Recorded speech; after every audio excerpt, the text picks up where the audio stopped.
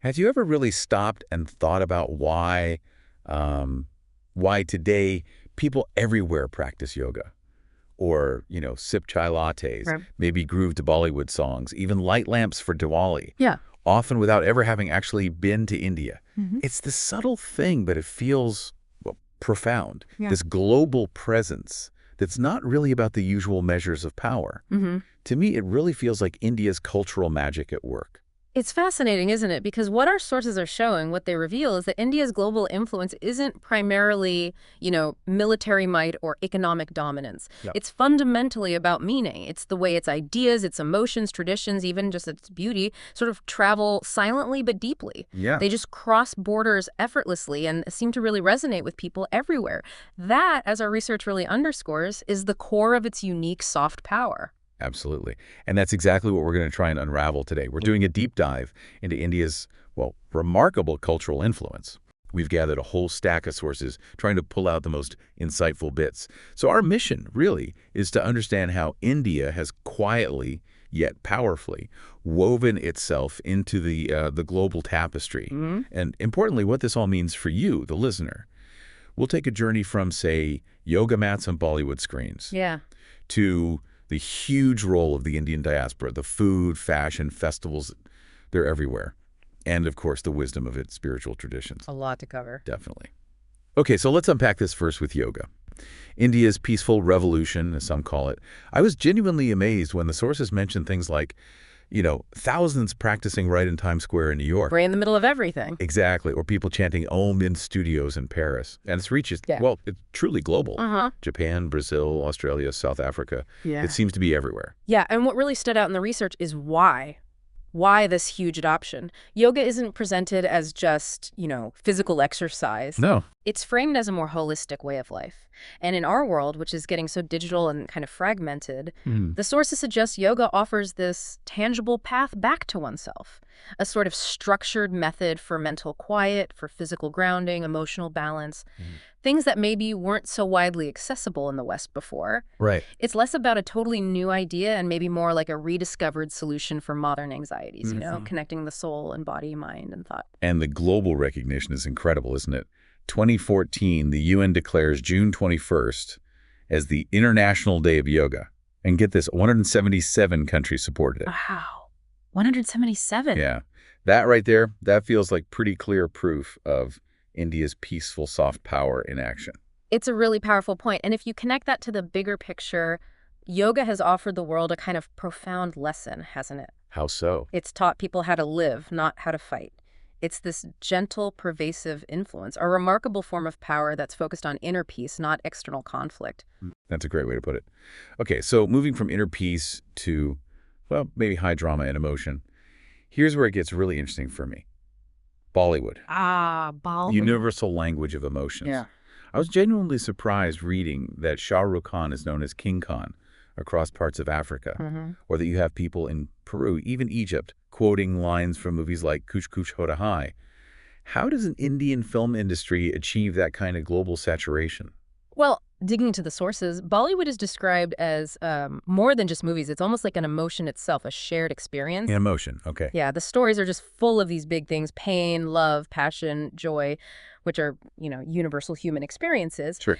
But what seems unique is how Bollywood just amplifies these emotions with this distinct, unapologetic vibrancy. And when the music starts... The music. Exactly. Those language barriers just seem to melt away because the feeling is conveyed so strongly through the performance, the song, the dance. That makes sense. It's like Bollywood has somehow put India's face, or maybe its heart, right into the consciousness of the world. It creates this unique cultural connection, doesn't it, across continents? Absolutely.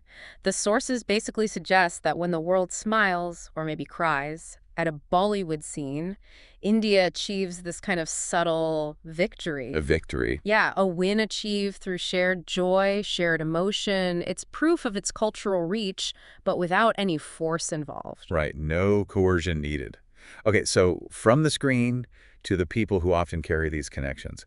Let's shift focus to the Pravasi Bharatiya, the Indian diaspora. Yes, a huge factor. I mean, the numbers are staggering. Over 32 million Indians living globally, working as doctors, engineers, entrepreneurs, teachers, artists. Yeah. It's an incredible number of potential cultural ambassadors. And what our research really highlights is how these millions aren't just, living abroad passively. They're actively shaping global culture. How so? Like what examples? Well, you see concrete examples everywhere. Think about the big Diwali parades in London. Okay, yeah. Or the Navratri Dandiya nights, those big dance events in places like New Jersey. Right. And even language. Bhojpuri, which is an Indian dialect, is apparently thriving in places like Fiji, Mauritius, Trinidad. They act like bridges, keeping traditions alive, but also integrating them. And it's not just about events or language, is it? You look at prominent figures. Yeah. People like Rishi Sunak or Kamala Harris. Yeah. They have deep connections to Indian values. Exactly. They kind of serve as living proof, almost, of India's civilization continuing to have an impact on modern global leadership. Well, it subtly showcases these enduring principles on a world stage. That's a great point. These Pravasi Bharatiya, they're described almost like lamps, spreading India's light across the world, radiating its culture and values wherever they settle. They create these new cultural meeting points, fostering understanding. Lamps. I like that metaphor. Okay, let's talk about something maybe even more universally relatable. Food, fashion, and festivals. Ah, yes, the vibrant stuff. Right, Indian food. Things like chai, samosas, butter chicken, masala dosa. Yeah. They're not just Indian anymore, are they? They feel like global tastes now. Totally. I'm pretty sure my local cafe down the street has at least 2 of those on the menu right now. Exactly. And it's striking how this extends even into fashion. The sources touch on this idea of globalization, how, say, saris start appearing on high fashion runways. Really? Yeah, reimagined for international tastes. Or traditional things like mehendi, henna tattoos, or bindis. They become part of mainstream fashion, not just worn by specific communities, but adopted by designers, by individuals everywhere. It's this dynamic, two-way street. That's fascinating. And the festivals. I saw pictures of Diwali being celebrated under the Eiffel Tower in Paris. Wow. Yeah, transforming this iconic landmark with light and joy. Or Holi, the festival of colors, brightening up university campuses across America. These aren't just Indian celebrations anymore. They feel like global parties. Yeah. Inviting everyone to join in the fun. It suggests that India's vibrant life has, in effect, become a sort of festival for the whole world. And what seems crucial here, what the sources emphasize, is that India's culture inspires. It doesn't impose. That's a key distinction. Yeah, it's like an open invitation. Participate, experience, celebrate. Okay, so finally, let's touch upon spirituality, Ayurveda, and the message of peace. In a world that seems to be grappling with more and more stress, anxiety, isolation, it doesn't feel surprising that people are increasingly looking towards India, maybe for solutions or perspectives on these modern challenges. India certainly offers a really profound range of practices and philosophies. Ayurveda, for instance, it's presented in our sources as the knowledge of living in harmony with nature. It's a whole system for health and wellness. Right, holistic. Exactly. Then there's meditation, presented as the art of controlling the mind and thoughts, a real balm for the, overwhelmed Mahdi psyche. We could all use a bit of that. Couldn't we? And then you have ashrams, or ancient texts like the Bhagavad Gita. People seek these out as sources for understanding the meaning of life itself. They offer these deeper philosophical insights. And what feels really foundational for India, something our sources really stress, is that concept of Vasudhaiva Kutumbakam. The whole world is one family. The point made is that for India, this isn't just a nice slogan. It's presented as a deep ingrained philosophy of life. It guides interactions, the whole outlook on universal kinship. It really embodies India's core message, doesn't it? It shows the world a path of attention to dawn and compassion, Daya. Attention and compassion? Yeah.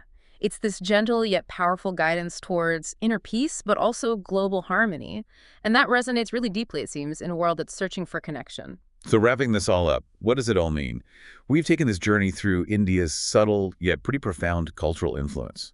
From yoga mats to Bollywood stages, from kitchens serving global tastes, to communities celebrating ancient festivals all over the world. Yeah. It really hammers home the idea that nations aren't just built by borders or military power. Not just that, no. They're built powerfully by their culture. Yeah. And India's culture, this mix of love, peace, music, knowledge, devotion, it seems to be winning hearts globally. And importantly, without ever needing to raise a weapon. It's a really important insight that what does true victory actually look like? As our sources suggest, maybe India achieves a kind of victory without any war, when the world sways to its rhythm, Yeah. when its songs echo in distant lands, or even just when a foreign child smiles and says namaste. Right. It's this profound victory of hearts and minds, a testament to the enduring, non-coercive power of its cultural legacy. That's a really beautiful thought to end on. And for you, our listener, maybe consider this.